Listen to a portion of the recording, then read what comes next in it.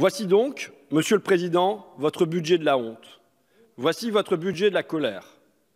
Ce fut l'année dernière votre geste inaugural, votre entrée en matière. Pour vos amis millionnaires, vous avez supprimé l'impôt de solidarité sur la fortune. C'était une promesse de campagne pour la financer justement votre campagne. J'en ai recueilli le témoignage. Que garantissiez-vous à vos généreux mécènes, à tout bout de champ, d'un dîner lucratif au suivant? La fin de l'ISF. En échange, les financiers vous signiez à tire-larigot des chèques de 7 500 €.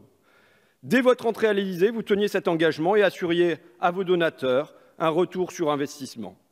Avec l'ISF, mais pas seulement.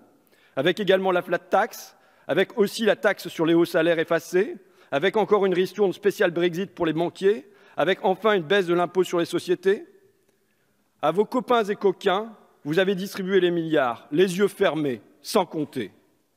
Et en même temps, dès qu'on vous parle de l'hôpital abandonné, des EHPAD sous-dotés, des élèves handicapés, des tribunaux engorgés, des commissariats délabrés, des complètes pour la santé, pour l'éducation, pour la police, pour la justice, vous répondez « déficit public ».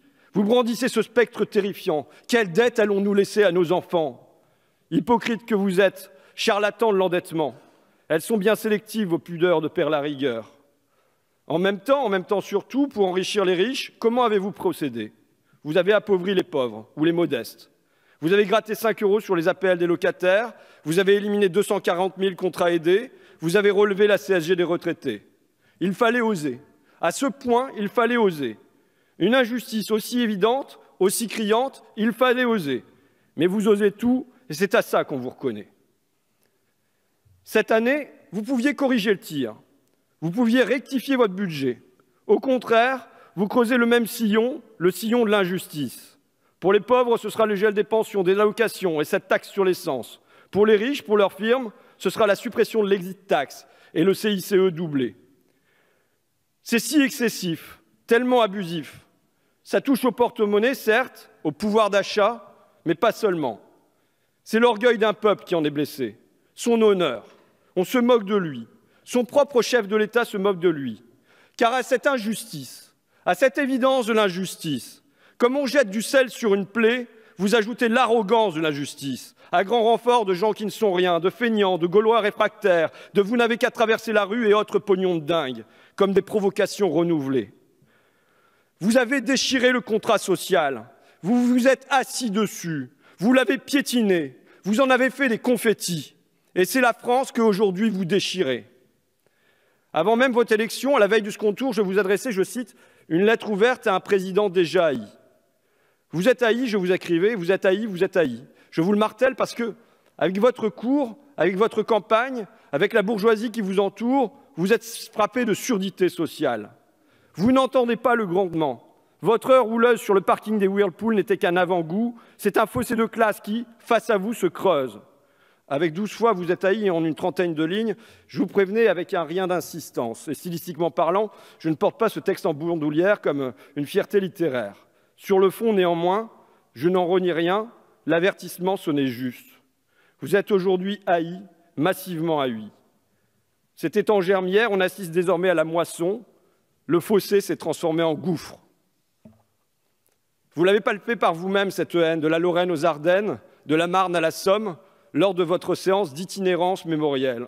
Vous avez fait le jovial, j'aime aller au contact, je reviendrai plus souvent. Mais ce ressentiment dans votre propre peuple a bien dû vous meurtrir. Et je l'espère, vous alerter. Depuis 10 jours surtout, qu'est-ce qui rassemble les gilets jaunes? Qu'est-ce qui les unit?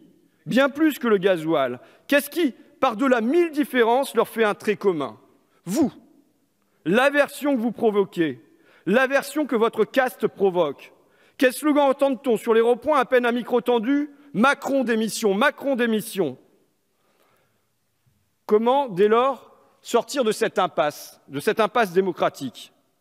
Si j'étais à votre place, ou si j'étais votre plume, voici le discours que je vous proposerai pour demain soir. Une vraie rupture, franchement disruptive dans votre quinquennat.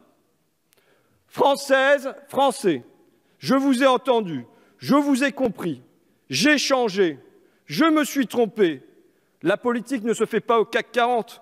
Nous devons mener la transition écologique. Nous devons la mener avec l'exigence de justice sociale. Nous devons la mener avec un renouveau démocratique.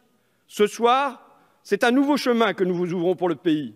Voilà la feuille de route que, dès aujourd'hui, je confie au Premier ministre et à tout le gouvernement. Ça serait un changement de cap. Et voici les 3 mesures que, dans la foulée, d'urgence, j'annoncerai pour recoudre la France. Première mesure, rendez l'ISF d'abord.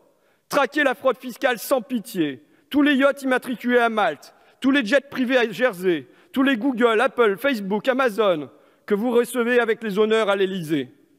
Tous vos amis qui optimisent, qui panamisent, qui caïmanisent, qui luxembourgisent. C'est un poison. C'est un poison pour la société, ces 60, 80, 100 milliards d'euros enlevés au fisc. C'est un poison pas seulement pour les finances, mais surtout pour le moral de la nation.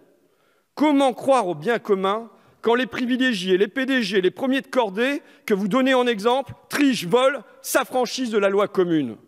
C'est tous les Français qui en sont écœurés, dégoûtés, découragés. Deuxième mesure, arrêtez cette taxe sur l'essence. Depuis 1 an et demi que vous êtes président, et même avant, l'environnement, c'est le cadet de vos soucis. Rien dans la loi agriculture, aucune esquisse de transition. Au contraire, vous signez le CETA, le Mercosur, le libre-échange avant la planète. Et dans le nouveau pacte ferroviaire, ce printemps, on retrouvait 85 fois le mot concurrence, mais 0 fois le mot climat, 0 fois le mot réchauffement, 0 fois le mot biodiversité. Et voilà que, soudain, la nature vous préoccupe. Mais pourquoi faire? Pour taxer les automobilistes. Qui cela va gêner? Les petits portefeuilles, évidemment. Alors que, et vous le savez, les 10% les plus riches émettent dans ce pays 8 fois plus de gaz à effet de serre que les foyers modestes. Sous couvert d'écologie, c'est le greenwashing de l'injustice fiscale. Vous étiez déjà Robin des Bois à l'envers, qui prend aux pauvres pour donner aux riches. Vous voilà Robin des Bois à l'envers et qui se repeint en vert. Alors, ravalez votre fierté, revenez sur cette taxe. Troisième mesure, mettez le paquet tout de suite, maintenant, sur l'isolation des bâtiments. 20 milliards d'euros. 20 milliards d'euros que vous grattez en CICE. Un grand plan, un plan national pour la rénovation thermique. Pourquoi? Parce que 45% de l'énergie en France, c'est ça, c'est le chauffage. Parce que le pays compte 7,5 millions de passoires thermiques. Parce que, surtout, c'est l'occasion de mener une écologie populaire. Les gens, souvent les plus modestes, verront leurs factures de gaz, d'électricité plonger. Et en même temps, les émissions de CO2 diminueront. Gagnant-gagnant plutôt qu'aujourd'hui perdant-perdant. Voilà les mesures que j'annoncerai à votre place. Ce serait un début pour sortir de l'impasse. L'heure est grave, Monsieur le Président. L'heure est venue de devenir le président de tous les Français et pas seulement de vos amis financiers.